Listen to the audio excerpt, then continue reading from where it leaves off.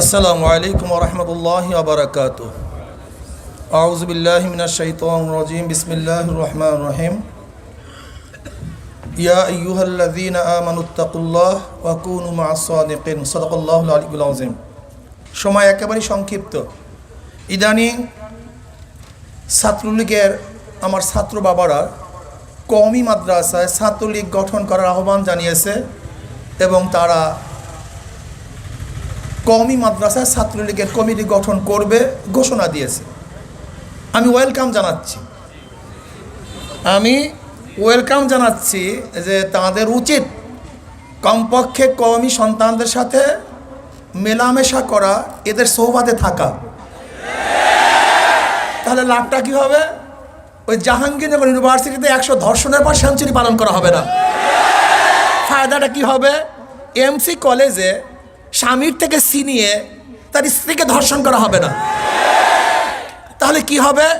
ইউনিভার্সিটির সামনে বাঁধনকে শিরোধানি করা হবে না। তাহলে কি হবে? ফরিদপুরের একজন ছাত্রলীগের সভাপতি 2000 কোটি টাকা পাচার করার ইতিহাস আর ঘটবে না।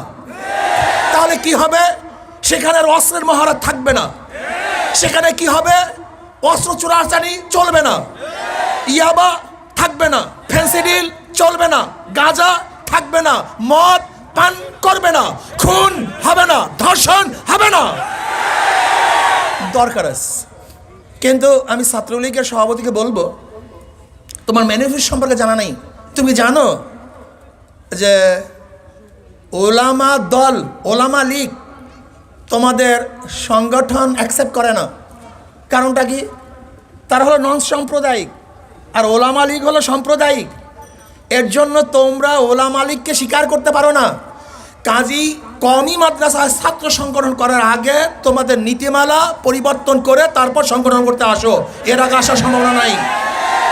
আর যেহেতু তোমাদেরকে আমরা ওয়েলকাম জানাচ্ছি কওমি মাদ্রাসায় ছাত্র সংগঠন করার জন্য, তাহলে তোমরা আমাদেরকে ইউনিভার্সিটিতে বাধা দাও কেন?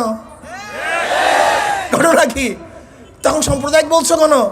ইউনিভার্সিটিতে এদের সংগঠন করতে দেওয়া যাবে না। আসো, আমরা মিলেমিশে, তোমরা সংগঠন করো, আমরা সংগঠন করি।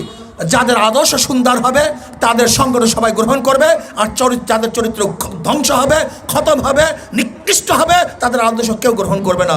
আল্লাহ আমাকে এবং আমাদের সবাইকে কবুল করে নেন।